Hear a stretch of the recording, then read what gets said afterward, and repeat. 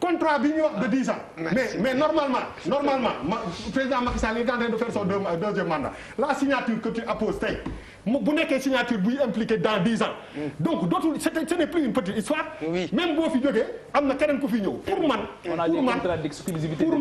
pour man c'est très dangereux dans un pays comme suñu Sénégal yi Afrique il faut que boo dañuy mënuñoo wax une chose et son contraire Afrique. dañu war di lux bóot dara nekk ci parce que on sait que colonne vertébrale société nationale yu bëri dafa bëri ay problèmes quel que soit ki fa nekk ci bopp bi te loolu pour man la ñu war a jël ba nga xam ne am na ay barrières yoo xam ne dañ koy teg pour que ak société yi da c'est important finalement ça devient un sujet alors que tour de table ñu dem la woon mais vraiment pour une minute. Oui, oui. Pour une minute. Je comprends le cri de cœur de Bouba, mais... Non, c'est pas un cri de cœur. dama wax rek li ma xalaat. Baara waxal balaa cri de cœur dafa metti grand dafa diis. li mu wax. dama ne la bul fàtte aussi que Bouba Senelec entreprise nationale. Même à l'interne, am na des mécanismes d'audit et de contrôle de l'entreprise. Ça, c'est un. De deux, État tamit am na yeneen organes yoo xam ne ay instruments yoo xam ne dañuy auditer Senelec régulièrement dama pour fii ñu taxawagun kenn mënu le débat à qui les Senelec amul ça personne ne peut le dire parce que dégg nañ ay syndicalistes yu nekk Senelec wax ci dégg nañ le DG de Akilee moi je l'ai suivi dans une radio de la place mu expliqué wu donc effectivement am na problème contrat Senelec Akilee ça c'est la réalité personne mënu ko réfuter et man mii jëm mënu ma ko réfuter kenn mënu ko réfuter mais dama ne la à l'état actuel li nga xam ne moo amagun gisaguñu benn décision boo xam ne c'est ça la décision officielle prise par le gouvernement sur ce dossier léegi ma ñëwaat ci loolu xaaral rek ma ñëw leeral comme der ne nañu eggale rapidement oui franchement li am solo mooy li ma jàpp mooy instruction yi président di joxe wala ci leneen li nga wax s'il y a quelqu'un boo xam ne am na souci pour que mu leer gouvernement bi jàpp naa ne ak président Macky Sall à son niveau de responsabilité du ñu seetaan Senelec muy daanu ci dara parce que c'est un instrument boo xam ne réew mi daf ko yore l'énergie c'est la souveraineté d'un pays il faut que ñu xam aussi que ne les autorités à ce niveau de responsabilité de l'État mënuñu ko caaxaane maintenant nag bu dara amee jàpp leen ne à l'heure actuelle les mécanismes de gestion de l'État joxe ñi ngi liggéey ci dossier bi et que le moment venu citoyens aussi li nga wax dañu am obligation d'avoir à l'information les citoyens ont droit à l'information et le gouvernement le moment venu la Sénélec le ministère de l'énergie communiqueront et les Sénégalais auront la décision du gouvernement sur cette question. Charles Kon c'est bon je peux... non Der est-ce que tu penses que Senelec ak Akilee mun nañu ànd sans président de la République yëg ko il y a 2 ans ou 3 ans. mënul nekk. Vous pensez ça possible que Senelec ànd ak Akilee te président de la République yëgu ko. ñu signé te président loo xamante ne directeur opérationnel yi jox quitus conseil d'administration jox quitus ñu signé président bi du ko yëg. Vous imaginez ça veut dire dans quel pays on serait alors dafa am loo xamante ne loolu tax ma ne y a des niveaux yoo xamante ne damay laaj sama bopp est-ce que dañ ma respecter wala on comme coupe de bois bu nekk Casamance mooy dëgg il y a quelques jours les gens vont remettre ça fait 30 ans qu'on coupe le bois ça fait 30 ans que ñuy def loolu mais on se ça veut dire excusez-moi mais on se moque de qui dafa am loo xam ne moi ce n'est pas une question de dafa cette affaire-là elle est scandaleuse dans son approche dans l'éthique dans sa dimension philosophique bu fekkante ne tey lu ma jàpp mooy que xale bu ndaw boo amee start-up bëgg bu dee lii état la na nga daw parce que dañ lay poser ay problèmes et nous sommes en train de donner une piteuse image muy le littoral muy lépp Sénégal ñun mérité wu ñu lii ñun mérité wu lu ñuy dund nii il faut dire les vérités quoi. C'est bon Charles on parle du littoral bi nga yegsi nañ ci enfin ma ne ko vraiment yegsi nañ ci littoral bi alors honorable looloo la fi indi je pense littoral bi coow li bëri na ci fan yi yëpp dégg nañ leen ci ngeen taxaw si je pense que ñi nga wax bu ñu xuusee ci li waral problème bi solution bi ni ma la wax bokk na jël ci indi le professeur géologue naka la ñuy def tabax ak si ci géej gi gagné ci géej gi def nañ ko feneen Casablanca su ma juumul mosquée Hassan II biñ koy tabax. bokk nga ci ñi nga xam ni donc macha allah expertise bi am nañ fi war nañ trouver la solution mais le problème li indi coow lii yëpp nii ba ngeen taxawalaat kuréel gi littoral bi Cheikh Oumar li ma lay njëkk laaj mooy seen collectif Pierre Atepa moo ko jiite. wala bokkoo ci boobu du perle. Atepa dafa am. ok moom moo nekk perle kon baax na kon sama laaj amatul objet. mais il y a une synergie d'action. ci ñuy def mais il y a aujourd'hui benn cadre bu ñu mettre en place bu tudd la plateforme des citoyens actifs pour la protection de l'environnement et du littoral du Sénégal parce que yemul ci littoral bi fii rek mais du Sénégal. qu'appelle suñu littoral. mais xam nga avant bu muy am Malal xam na ci dara y avait non au mur. nga xam ne ñoom Bijou Binet ñi nga xam ne tey nekk ñu fii ñoom Pape Diam ñoom Demba Makalou ñoom Moussa Kouro Diop ñoom ñëpp ñu ngi ci woon ay ñoom Mortalla c'était le premier collectif qui s'est battu contre l'ambassade de Turquie fii bañ ko fiy teg loolu la woon en 2012 et boobu la ñu ko jàpp en tant que député yóbbuma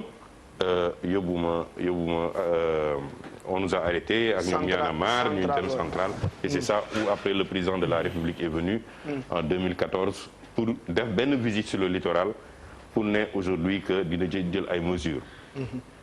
Malheureusement depuis lors on a vu que la chose a empiré ou s'est accentuée et à la détérioration du littoral au point que ñu gis de manière assez violente des gens venir s'attaquer à des falaises.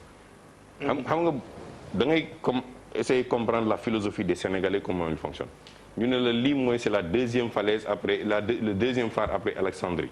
C'est-à-dire que c'est des centenaires waxuma un centenaire c'est 300 ans c'est-à-dire que c'est un symbole culturel boo xam ne Sénégal daf ko war a téye war ko sàmm muy jouer benn affaire bu importance dans la navigation aérienne kenn ñëw ci suuf ne la da koy ak ay kiyam gas ko c'est-à-dire fan la état war a mën a joxe permis à quelqu'un ba mu ñëw ci suufu falaise gas ko ça c'est un problème mais xam nga booy waxtaan da ngay waxtaan ak ay éléments yoo xam ne mën nga ko distribuer gars yi xool ko il y a ici ces documents yi ñu fi indi tey c'est publié ah c'est pas privé je l'ai retrouvé sur le net ñi nga xam ne am nañu ay TF sur le littoral et vous verrez derrière aussi benn page boo xam ne concernant aujourd'hui le coût du mètre carré au Sénégal c'est-à-dire à Dakar boo jógee par exemple boo jëlee plateau c'est 1 million c'est de 700 000 à 1 million boo jëlee di dem ba ci Fann di jóg di nga xool les coûts mooy deuxième page bi. Ça vous montre un peu la spéculation foncière qui se veut te lii yëpp c'est pas la liste générale mais c'est la liste qui a été publiée aussi.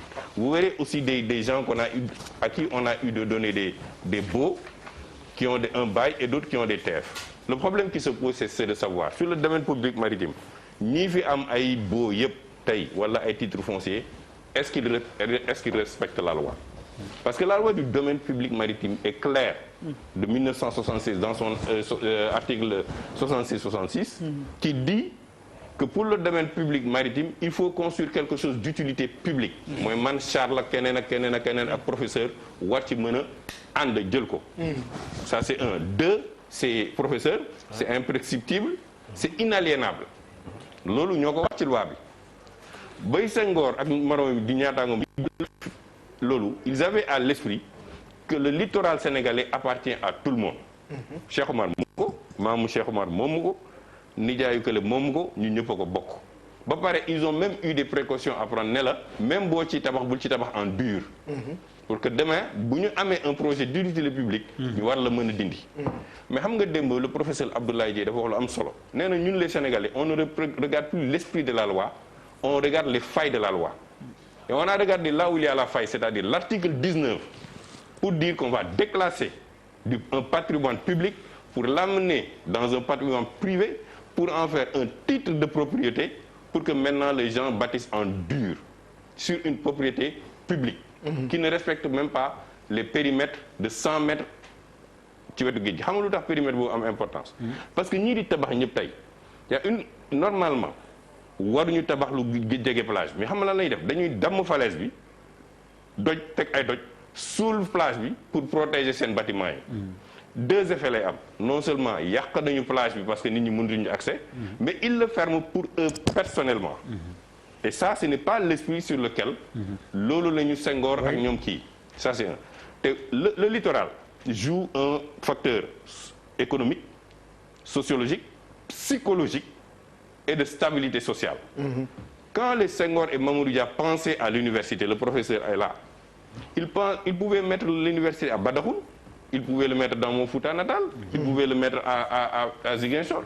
Mais pourquoi Guédiawaye madame moo ñoo bokk Guédiawaye parce que ñun am nañu problème mu littoral foofu avec les Filaw. Mais pourquoi Charles lu tax mu def ko foofu? C'était parce que les étudiants ak foo mënta jóge ci Sénégal boo ñëwee bay jàng bay sonn mën nga dem am loisir. Le loisir c'est pas aller daw rek mais c'est le fait de pouvoir évacuer le stress intellectuel et ce qui pèse et que mën nga réfléchir. Et ça permettait aux professeurs d'aller le soir de faire leurs annotations de lire wala de décompresser. moo taxoon boo leen seetloo buuba zone université ba mu wër yëpp dañu fexe woon professeurs yi dëkk fa. ñu jox leen ay maisons c'était pas gratuit. Il faut bien réfléchir le pourquoi les présidents avant ou le président Senghor et d'autres avaient réfléchi comment encadrer le littoral. Malheureusement aujourd'hui si tu laisses Magic Land tey teeru bi suba Radisson fële École Loisirs di ñëw leneen di ñëw les étudiants et les professeurs qui doivent servir demain pour les piliers de notre nation n'auront plus quelque part où réfléchir ou s'épanouir pour préparer la nation de demain. Ça c'est un. Deuxièmement, la violence même universitaire va augmenter parce que étant donné qu'on a plus de 100 000 étudiants dans l'université, ils n'ont plus d'espace de loisirs fu ñuy demee pour épanouir. Mais troisièmement, l'effet de contrainte de santé publique est là-bas. Parce que boo jëlee virage bi dem ba Cap Manuel, c'est comme une demi-aiguille d'une montre. Donc virage da doon servir pour muy aérer dëkk bi pour de manière permanente ñuy recycler air bi. Mais depuis que les constructions ont commencé, non seulement on a complètement changé la configuration ci littoral bi, mais dañu empêcher air bi circuler. Regarde le phénomène du Covid-19 en France. Quelles sont les zones les premières qui ont été déconfinées? C'est les zones qui étaient dans le littoral. Absolument. Gars yi bàyyi ñu ci xel. Partout dans le monde. Tout foo dem les premières parties fu ñu déconfiné buuba c'était les zones où il y avait le littoral. Parce que le vent jouait un facteur important de faire circuler de faire évacuer la maladie ou les trucs là day yóbbaale saleté bi ci géej bëgg yooyu.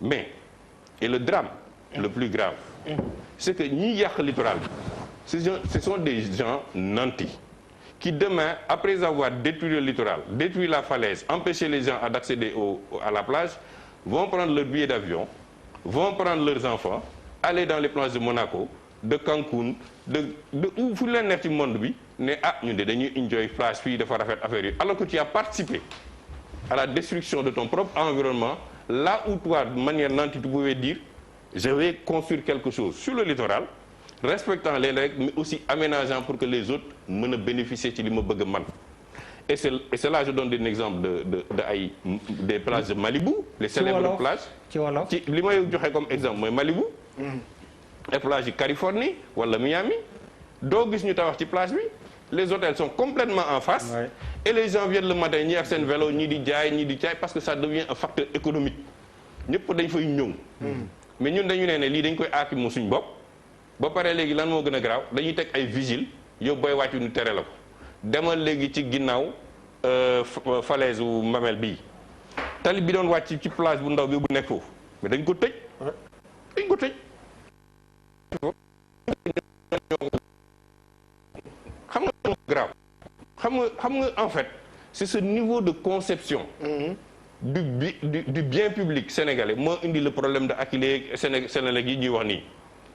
Et le problème le plus grave c'est que loolu mooy si on n'arrête pas et loolu tax moo ñu jóg fii ñu gaawatu fii buñ ci arrêté wul non seulement dootuñu am littoral ci Dakar mais on mettra 25% ñi ngi nekk 25% Dakar waaye dañ leen di mettre en danger moo tax ngay gis cancer yi di yokku les problèmes cardiovasculaires di yokku les problèmes yeneen problèmes yi di yokku duma monopoliser parole bi nañ ci dugg mais feneen fi ñu war a jublu ci loolu pourquoi loolu am il faut aussi ñu mën a am sañ-sañ waxoon les problèmes que cause tey la direction générale des impôts et domaines dans le foncier au Sénégal ak lan la ñu créé comme désarticulation ba foncier cher ba spéculation yi am ba nga xam ne tey littoral beeg Almadies affaire yooyu mujjee nekk cher et que tey le sénégalais lambda malal mënul jënd kër mu dem Géejawaay ñu jox benn cité des magistrats daggal lañ ci filao yi ñoom ñëpp ñu moom ko boo laajtee sax ñu ne la 15 millions le 150 mètres carrés mais y a des choses yoo xam ne c'est impensable dans un pays pauvre nga war a mënal bàyyi capitale bu mel ni Dakar gën a cher sax Atlanta gën a cher Atlanta pourquoi parce que y a une spéculation foncière boo xam ne mu ngi ci biir direction générale des impôts et domaines te il faut ñu sende ko parce que boo xoolee foofu lay daanele boo xoolee tey dans toute la sous-région je défie ku la neex demal tu n'as pas amoo DGID da nga am direction générale des impôts ak des agences de gestion foncière mais kenn na ma fi wax tey ndax fàttaliku na si régime Abdou Diouf kan moo doon directeur des domaines su Abdou Diouf wala su amul. mais qu'est-ce que tu veux dire par là. c'est parce que tey directeur des domaines. lu mu am doole ci dëkk bi. c'est extrêmement puissant à cause du foncier. te désarticulation bi mu ngi commencé sous Abdoulaye Wade gën a yokku ba gis nañu les phénomènes que ça a créé. de désarticulation de la structuration. mais kenn xamu ko woon parce que à ce moment-là on gérait l'État et on gérait la structure de l'État sous le régime socialiste. mais depuis que le président Wade a commencé à traiter directement avec les directeurs de direction la ñooñu am doole la ñooñu am sañ-sañ def yi et puis quand on l'a politisé nag affaire bi gën a drame bi gën a yokku. alors juste avant ngay jël parole xam naa loolu moom émission lañ leen di tëggal da nga wax loo xam ni waa Eiffage réagir nañ ne nañ à titre d'impôt locaux 1,6 milliard joxe nañ ko 2019 et puis pour un montant total de 28 milliards aussi versé nañ ko TVA et impôt état du Sénégal 2019 bii rek mais xam nga nooy def honorable loolu. non oui non xam nga lu ma. après dinaa leen tontu loolu ça n'a rien à voir non man kañ dama leen proposer sax ñoom ñun dañu bëgg ñu ñëw toog. waaw nañu ñëw ba pare loolu voilà dañ dellu si toog loolu it émission la. non ils sont obligés de ñëw ni ñuy wax. pour mu leer. loolu nañu wax beneen alors Malal à toi. non en fait xam nga man bi ma amee bac 96 ñëw université dañ doon jóge fac lettre dox ndànk jël suñu cahier di réviser mënatuñ ko parce que il y a Radisson il y a Terrou-Bi il y a tel waa Fann instant bii nii waa Gueule Tapée waa Fass pour ñu sangu il faut qu'il paye parce que partie bu ndaw lañ leen réserver mooy cassation ruxu bu ndaw la. ce qui veut dire que en fait les populations n'ont pas ouais, presque population yi amatuñu accès te en fait dafa mel ni affaire bi day yokku toppal ñun def nañ ci benn way tefes laa bëgg a gis baadoole lañ koy siis ñagas di ci wax fii la étudiants yi daan foowe seen mool sànni mbaalam mu ne tefes lañu bëgg gis tefes laa bëgg a gis baadoole lañ koy siis ne fii la étudiants yi daan foowe seen mool sànni mbaalam bég ci ni mu koy joowe ah xaar ngonteeru gaalam non c'est refrain bi la loolu tefes laa bëgg gis mooy tefes laa bëgg gis baadoole lañ koy siis c'est quand même juste quoi. oui c'est-à-dire on n'a pas c'est-à-dire bu yàggee tey boo demee tey tout de suite Guédiawaye ban scène moo fa am xam nga yaa ngi wax ni en fait dans certains pays ñi am littoral lañ njëkk a déconfiné tey Guédiawaye il y a eu accrochage diggante policiers yi ak booy yi dañ na par la force dañuy sangu ji parce que Bagdad dafay tàng jër c'est des quartiers mal lotissés où les gens vivent serrés et les gens on est en période de chaleur les gens veulent quand même soxla espace te même foofu effectivement xoola mooy image yi nii ngay gis donc le problème du foncier c'est un problème réel dans ce pays-là nga jël suufu mbaan jox ay tubaab askan wi mënuñu ci bay finalement yokk immigration clandestine et cetera jël ay suuf jox ko des dignitaires religieux au moment où des blessés de guerre effectivement ou bien des rescapés effectivement de guerre des gens yi nga xamante ne qui ont mouillé le maillot pour ce pays-là n'ont pas accès à une petite parcelle de terrain il faut que quand même que le problème soit posé de la manière la plus sérieuse parce que quand même suuf si askan wee ko moom parce que on n'a jamais dit musuñu c'est comme si parce que combien de Sénégalais ñoo toog amuñu fu ñu dëkk combien de Sénégalais ñoo dafa mel ni il y a un groupe de personnes ou bien quelques petites organisations à qui on réserve un certain nombre de privilèges. Si on ne règle pas ces questions-là qui sont des questions urgentes qui sont des questions yi nga xamante ne cruciales bu ñu ko réglé wul le peuple va se révolter. Le peuple va se révolter c'est-à-dire aujourd'hui les gens s'attaquent peut-être oui am na ñu fitu attaquer président am na ñu ngi wormal yenn affaires yi di ko régler di ko arranger mais après ça va aller beaucoup plus loin que ça pour man problème mu suuf dañ ko war a régler tout de suite du tefes du affaire u littoral kese damal toppal littoral bii ni tu verras des Libanais tu verras des surtout Libanais yi on leur a tout donné damal palais. génnal nii nga dem côté Lagon dem côté feneen c'est-à-dire c'est pas du tout sérieux. ok allez bu dee Birima mi ngi en ligne comme ça ñu mën ko teel a libéré Birima coowu suuf si bismillah. waaw Der maa ngi lay nuyu kontaan naa trop ci débat bi. mais dama bëgg a wax leen professeur Oumar Sy laay njëkkee. xaw ma kayit yi mu joxe ndax gisuma ko mais quand même booy xeex dara. ñëpp d'accord nay wax kañ la commencé ak ñan ñoo ko def dama dégg tay ñu topp littoral bi comme si Macky Sall moo jël littoral bi dagg ko jox ko nit ñi mais est-ce que xam ngeen ni Macky Sall joxewul ci littoral bi dara li coow li bari yëpp c'est entre 2000 ba 2012 boo seetloo régime socialiste moo joxe woon teeru bi Ablaye Wade moo joxe Radisson moo joxe Sea Plaza moo joxe kër yi moo joxe fële.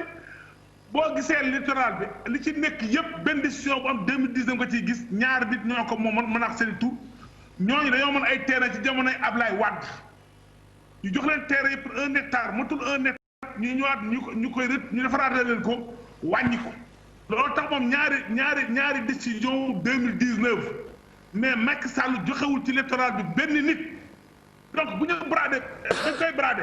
di ko yàq en 2012 ba 2012 de 2000 à 2012 fan la ñu ko doon xeex nekkoon parce que boobu yéen ñu koy xeex ci Ablaye Wade yéen a ma àndoon di jaay suuf si te jooyee ngeen fi nekk à l'opposition bëgg a opposer suuf si bëgg a wanuloo Sénégal yi que Macky Sall dafa bradé littoral ku ñi ko di ko dégg yaakaar ni Macky Sall joxu sax ay nitam ci littoral bi yéen yéen ko joxe kan moo nekkoon conseil numéro 1 bu Ablaye Wade ñu koy xaar tey yéen fan ngeen nekkoon ku ko yéen la woon ngeen nekk fi joxe si plaza joxe Radisson yooyu sax man d'accord naa ci ndax parce que man nekk mu fi woon mu ngi hors-jeu de voilà dagg na sax dafay hors-jeu il faut rectifier aussi il faut rectifier non c'est-à-dire que j'ai jamais été membre du PDS 2010 man nekk mu fi woon 2012 avant 2010 li muy wax le président Macky Sall moom itamit mu ngi nekkoon ak Ablaye Wade donc il faut rectifier les choses et j'ai jamais dit fii ne man Macky Sall moo joxe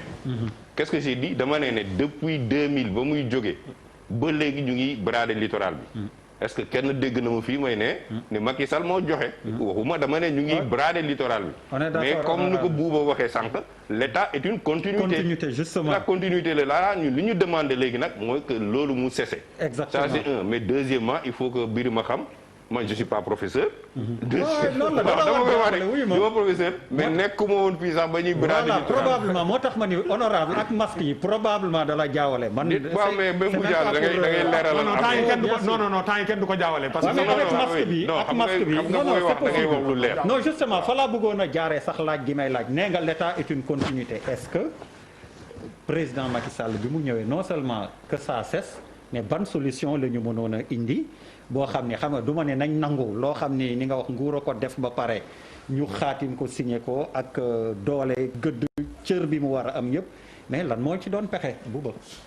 waaw mais ban question bi may laajte mooy xam nga bu ñu nee dañ ko arrêté nañu arrêté li ñuy def moom mooy que dañuy consommer déjà li fi jot a am pour man li fi jot a am dañ ko war a rectifier. moo laa nekk di laaj. voilà parce que pour man loolu mooy. moom mooy coow li parce que wax fa dëgg yàlla. boo dawalee fii ba dem ba fii nga xam ni vraiment war nañ ko mun a def dara non mais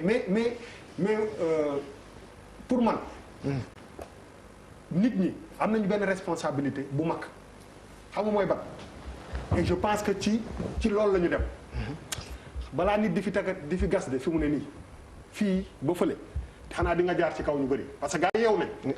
donc am na problème boo xam ne moom en tout cas y compris ñun ñii ñëpp. wax ko dëgg yàlla man ba ñu gratter suñu colline bi fii maa taal sama oto man demal sama bopp. kenn nettali wu ma. maa taal ci premier jour ba. laa taal ne waa ji ubbil ma seng ma xool affaire bi pour man loolu nit ku ko def waxuma la rek nga war a arrêté dañ la war a tëj. fii nii faara bu mamel bi ku ko xoos da nga war a dem prison parce que c'est inimaginable man ma dem Tour Eiffel fekk ñu tànk pied Tour Eiffel yi ma gis benn tubaab ñëw yor caterpillar tegg ci benn pièce wala ma dem Statue de la Liberté fekk fa wala ma dem la Défense fekk ni c'est-à-dire que foofu la ñu war a réfléchir. kan mooy am fitu ñëw fekk loolu nga jóg xoos ko et puis dara du la ci fekk loolu beneen affaire la quoi wax fa dëgg yàlla koo mun di nekk nag. donc li am solo ba am solo mooy joxe bi suba ak joxe ginnaaw suba bi peut-être que pour man am na loo xam ne am na acquis boo xam ne nit ñi ñoo ko xeexal seen bopp et damay encourager que ñun ñii ñëpp ñu bañ a arrêté ti xeex boobu mais li nga xam ne moo existé lan lañ ciy rectifier bi il y a quelques années waxtaan nañ ko fii ci émission bi yàgg na boobu sax gars yi bëri nekkuñu fa mooy équipe bu njëkk ba ñoom kii Khalifa ak ñoom professeur ñoom dama leen namm sax ñoom ñu ngi def Khalifa Diakhaté professeur non c'est vrai suñu gars yi ah namm nañ leen nag yéen a ngi si jàmm ba Achane. suñu gars yi on vous salue ah. namm nañ leen waaw ak professeur. mais professeur dama koy gis chaque jour. ñoo bokk koñ donc léegi donc en fait li ma bëgg a wax. honorable député. moom mooy pour man arrêté bi c'est une chose lan lañ ci war a rectifier. je m'explique. mais man damay wax que ni boo amee benn terre bu la mais lan mooy président moo ma ko may mais loolu mooy lan mais Afrique rek ngay dégg loolu. président moo ma ko may. c'est grave. mais c'est boo ko waxee beneen dëkk ñu président bay wàcc président moo ma daggal may ma comme si président moom amul benn wax fa dëgg yàlla ku fi tooñ ku fi wax directeur des impôts. wala nga wax fi ministre de l'urbanisme bu tooñ ko wala de l'habitat wala xaw ma lan parce que xam nga lu tax terrain yooyu yëpp dañ leen déclassifier kan moo am signature bi président la président yi ñoo leen ko jox bu dee ci domaine maritime bi la nekk mais amul benn ministre bu am wala directeur des impôts des domaines bu am signature buy déclassifier mais am na pour man nga nekk ci nguur nga def yenn acte yoo xam ne dafay répercuter wu sur des générations et des générations pour le plaisir d'une personne wala d'une famille loolu dañ ko war a rectifier nu mu gën a gaaw mais pour rectifier loolu il faut casser parce que aussi mbir mi dañ ko wax rek quoi il faut casser xam nga bu honorable député ñëwee yor liste mais su ma liste baa ngi nii disponible nee na lii yëpp nekk xam nañ lan la fan mais lan lañ ci seet ah lan moo ci intérêt réew mi ak lan moo ci nekkul boo tajul lépp tam ah parce que dégg naa keroog Pierre Goudiaby mu ne ñenn nit ñi avancé nañ leen laaj ñu fay ay taxes mais problème bi du fay ay taxes. ñoom Pape Djibril ñoo ko kii soit d'info lañ ko invité du affaire fay ay taxes c'est de casser li nga xam ne warul nekk foofu pour ñu reprendre ko pour que ñun moom suñu wàllu wees na suñu doom yi ñëw ñu mun ci profiter. pour man décision bi foofu la jëm sinon on peut faire tous les plateaux de télé toute la presse mais en réalité on ne règle rien quelle est la solution sur ce qui est déjà fait mais bu man moo fa amee terrain waaw suñ ma fa may bu gaaw suñ ma fa may parce que technique bu président yi mooy may nañ la rek mooy may naa Pape Djibi par exemple 2 hectares léegi Pape Djibi day jël 2 hectares yi dem banque leb fa xaalis. c'est ça. bañ a fay banque bañ a fay banque hypothèque ko donc Pape Djibril 2 milliards yooyu muy am banque ci lay may président 1 milliard. pour président exemple rek parce que dégg naa dafa am journaliste yu am. waaw man waaw dégg léegi mais bul fàtte ni aussi ñi nga xamante ne ñoo fay am buuba bu ñu amee foofu. état aussi. dëkku këyit la tamit parce que ñooñu. ñoo moom. mais boo moomee. Malal da nga dagg rek. waaw may ma rek mais boo moomee. boo moomee fi nga dagg ma xal parce que fi nga dagg man boo moomee état daf la war a fay de. mais moo waxuma fay non dama ne. ça va coûter au contribuable la. mais non mais indemnisation c'est une chose. mais dama ne la boo koy xayma ci avenir indemniser benn goutte d'eau la ci kii géej gi indemniser nit à 10 milliards moo ma gënal jël sama avenir u sët ak sëtaat nga effacé ko dama ne la courage bi bu ñu ko mënul am ça ne sert absolument à rien d'en parler ci document boobu terre bi amul titre foncier bàyyi la am voilà donc voilà boo mën a sa nangu ne terre bi am fa am fa titre foncier bàyyi la am dañ ko tey bàyyi ba comme directeur des programmes là bëgguma tur non damay wax rek il faut être clair mais daal li ma xam ba xam ko pour man question bi fu mu war a féete honorable député xeex bi neex na trop ñun ñëpp nañ jóg pour gars yi bañati tabax dara mais ci li fi nekk nañ leen ci jublu seet lan moo ci baax njëriñu réew mi li ci baaxu ci njëriñu réew mi ñu jéem a xool lan lañ ko defee alors Bara man d'accord maa yow de waaw bon comme tu gàtt na nee na d'accord waaw nañ ko déglu nee na allo waaw yow la ñuy déglu Birima nee nga d'accord loo bismillah xanaa dañ cee am leen courage wax la vérité aux Sénégalais pourquoi mu leen wax ngeen ñoo bradé mais parce que on ne parle pas de ça du li nga wax li nga bëgg ñu wax du loolu la ñu wax de ça nag parce que da ngeen di jeexi Sénégalais yi waaw mais Birima non xoolal Birima waaw mais Sénégalais yi dama ni Birima d'accord avec Macky Sall de 2012 à nos jours joxewul benn terre ci littoral bi du question dama ko bëgg a wax quand même mais il a le droit de dire parce que on ne parle pas de la même chose man waxuma kan moo bradé wax jaaral ci tur man waxuma la dama ne li nga xam ne nekk na ba pare lan mooy solution bi pour que ñu mën a avancer pour que ñu mën a récupérer li ñu war a récupérer loolu wax ju leer na nekkuma fi PDS yow PS nga nekkoon léegi APR nga nekk donc ku nekk war am nga foo nekk donc kii solution cassée lay wax est-ce que c'est possible su ma la comprendre Bara laay interpeller rek pour nga éclairer ñu xam nga nee nañ président yi maye bon est-ce que président aussi noonu la amee pouvoir ni ngay wax séddale naaf sangam ak ni muy wax est-ce qu'on peut casser très rapidement amul droit jaay ko mu ne lan dama ne suuf koy may Sénégal yi mu nekk këram ba pare dañuy fàttali suuf dañ koy may ki jaay ko direction des domaines jaayul suuf président mayewul suuf commission la comme commission réew am commission boo xam ne moo la affaire suuf bi c'est pas ay commission ñoo xam ne amul tax ñu far ñoo ñor loolu non c'est pas vrai DPM c'est le décret du président Birima malheureusement li ngay wax ni nekkul parce que dama ne la suuf yooyu ñu dexe foofu président de la république mooy jël bi déclassifier ko ñu mun ko jox nit su ko signé wul du am loolu lañ la wax mais kenn waxul Macky Sall la wala kenn waxul Abdoulaye man waxu wala je parle sur le fond man du ma fi nekk toppale ci sa logique boobu alors ñu demaat tuuti ci Bara Gaye pour am Bara Bouba may ma 2 minutes Bouba dañu ne ci politique te nangul naa ni faro fenn mais dañuy politique boo waxee loolu nañu yaakaar ne Macky Sall moo jël ay décision jox Sénégalais yi parce que ñoom professeur Omar Sy di wax c'est des politiciens moom déggul ba léegi ni doo professeur xameewu la ba léegi xamul li xew. moom il faut ngeen wax parce que je pense qu'il ne voit pas bien il n'entend pas bien. bëgg a boole Macky Sall ak Sénégal on refuse ça dañ koy bañ en tant que parti au pouvoir ñu dañ koy lank nañu wax Sénégal yi dëgg ñoom ñoo jaay ñoo bradé te bu ñu jëlee mu tudd seen tur ñoom ñëpp ñoom ñoo bradé littoral ñooñu ñu ko xeex ñoo ko bradé ok allez c'est bon léegi Bara ni ma la wax man dañu bëgg a leerlu rek ak ni ñu expliquer que ne c'est le président qui donne ak aussi solution Bouba on casse est-ce que lu mën a nekk la.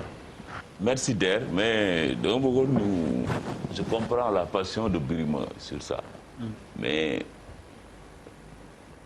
Cheikh Omar est un parlementaire jàpp naa ne xam na tamit question yi ñu nekk di wax waaw.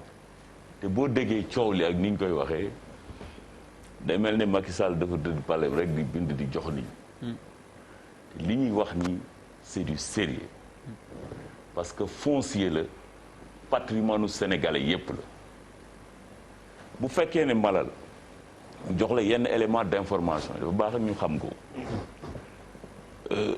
tronçon bi nga xam ne tey mooy littoral bi boulevard de la République ba mosquée de la Divinité 16 kilomètres la nee nañu actuellement ci occupation bi yi nga xam ne jàpp nañ ne fi ñu nekk impacté na ci littoral bi 9 kilomètres lay toll des na actuellement 7 kilomètres yoo xam ne am na possibilité de les aménager am na accès direct sur la mer loolu tamit dafa baax nit ñi xam ko première chose.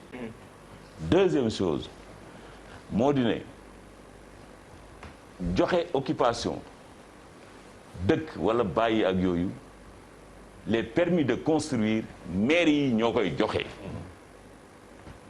C'est pas le ministère, c'est pas la direction des impôts, encore moins le ministre de l'urbanisme ou le président de la République. Honorable passé na léegi ab liste. mooy liste bii. mooy ñi nga xam ne de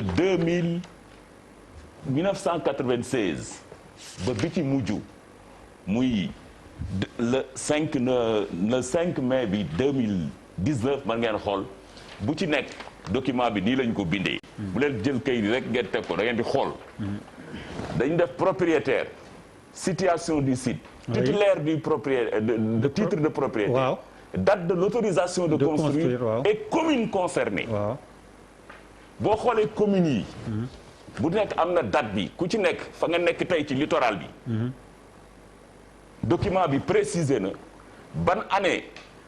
lañ la jox autorisation de construire ak ban maire moo la ko jox.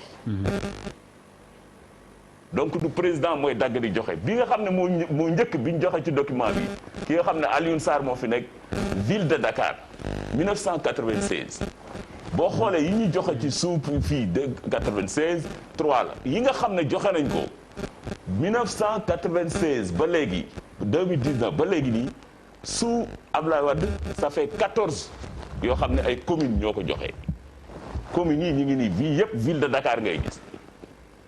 Et dans la commune de Dakar. De Dakar. C'est la commune de Dakar qui signe. waaw. Ville de Dakar. Non, il faut pas. Non, Ce que vous dites là est très grave. L'autorisation du maire vient bien après à la finalité. Non, nañu waxante dëgg nañu waxante dëgg. Non, dafa am décret de déplacement moo njëkk avant autorisation. Moi je prends la patience de vous écouter. Non, je dis il faut parce que Sénégalais yi dañuy déglu. ñu xam ne décret. Je n'organise pas le débat. Non, d'accord, mais décret. Je voudrais président aussi de la la patience que j'ai prise déplacé. pour vous écouter. D'accord, je vous Prenez écoute. la même patience de m'écouter. D'accord, Sinon, je vous écoute. je vous laisse parler. Allez-y. J'ai beaucoup de respect pour vous. Vous êtes un ancien parlementaire, vous êtes un militant citoyen, une cause que moi personnellement je défends.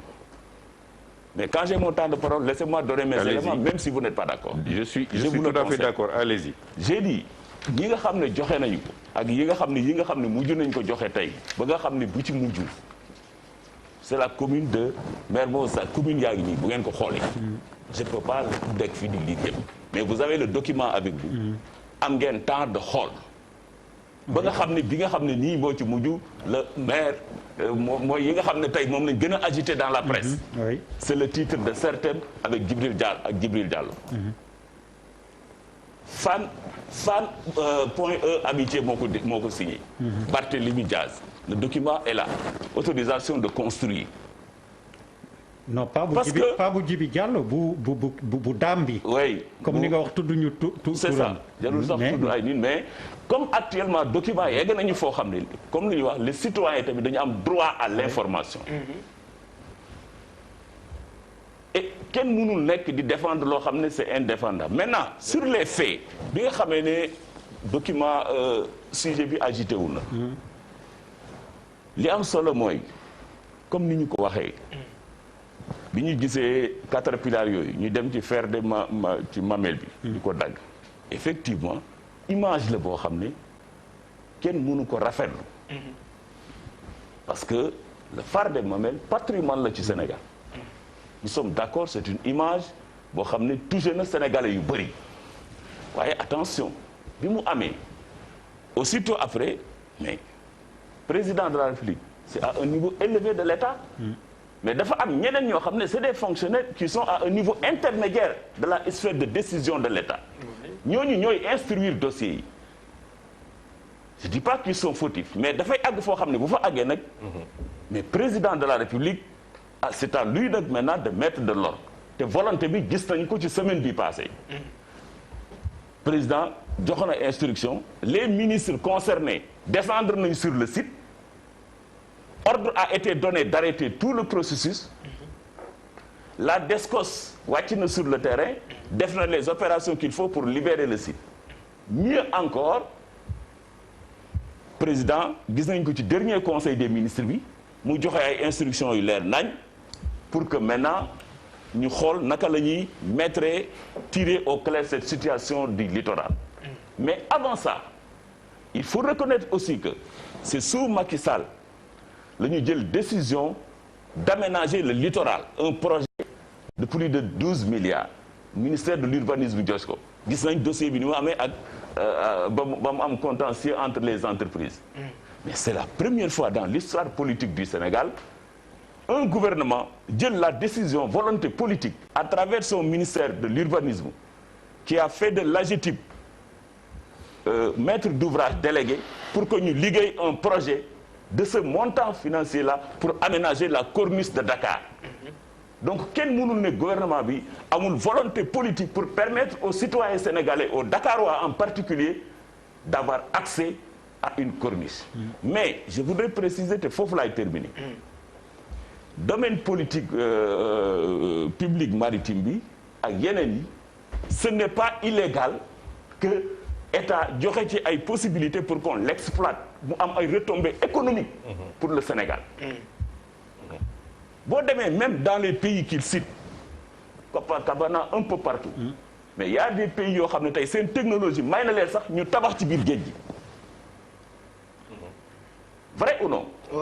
Est-ce que aujourd'hui également suñu infrastructure yi ñu def sur la corniche, je veux pas faire de publicité, mais comme tey teeru bi wala nga jël tey Sea Plaza wala Radisson Blues, est-ce que effectivement amul impact politique sur le développement du Sénégal? Géologique. Oui ou non? Impact lan? Géologique et économique. Non, impact économique mooy bu ñu fa créer ay entreprises. Oui. Dégg nga. Oui. Ñooñu ay hôtel lañu. Oui. ay dañuy fay ay impôt état bi. Oui. ay sénégalais ñoo fay liggéey. Oui. Mais loolu am na est-ce que mënuñu ko def ci benn espace beneen espace yi fa des également nee naa la actuellement des na 7 kilomètres qui y a possibilité de les aménager. Est-ce que c'est pas possible également que l'État quand même investir pour que mu am domaine yoo xam ne dafay am ay entreprises ñu fa nekk mais mu am également impact pour que et retombées pour le Sénégal. Est-ce que aujourd'hui ce n'est pas une fierté pour ñun Sénégalais? Je donne rek un exemple sur ça. Est-ce que du ñun ay fierté Sénégal d'accord ñu si li ngay wax nii. Radisson Blues wala yeneen. mais kenn waxul ñu toj Radisson. yooyu am na ay impact. Maintenant li ci des nag mooy. mais kenn waxul ñu toj. kenn waxul vraiment waaw am na kii yoo xam ne kenn xalaatul ñu toj ko. je précise dama ne. li ma waxoon naa waxuma wax ngeen toj de dama ne la le fait que l'État jël la décision en passant par la loi pour que domaine public maritime bi ñu exploiter ko de sorte que dana am ay impact économique yoo xam ne réew mi dina ci am mais également ñu protéger ko mu am yeneen espace mooy projet aménagé bi ñuy développer nii pour que effectivement sénégalais yi tamit am espace boo xam ne danañ mën a accéder à la mer. Parce que jusqu'à présent nit ñi li ñuy kaas mooy nañ accéder rek mais c'est pas aménagé. De l'indépendance à maintenant il n'y a pas un projet d'aménagement de Dakar. On a pris la volonté politique à travers le gouvernement de dérouler ce projet-là. Et le financement est là. Et suñu ministère à travers l'AGETIP qui est un institut public et qui a réalisé lancé appel d'offres boobu Cheikh Omar est là du mu bàyyi bu fet xam na ko yéen presse bi yéen a révélé sax que aujourd'hui le marché est en contentieux. Donc volonté politique boobu am na fi mieux encore foofu laay terminer. mais depuis sànq foofu laay terminer vraiment c'est la septième fois. terminer nga bu yàgg. Pape Djibril s'il te plaît. Pape Djibril ay ca jëlal. waxoon na leen bi ngeen jox ko mu reer ba pare. professeur fàttewuma la de xam nga yow dafa am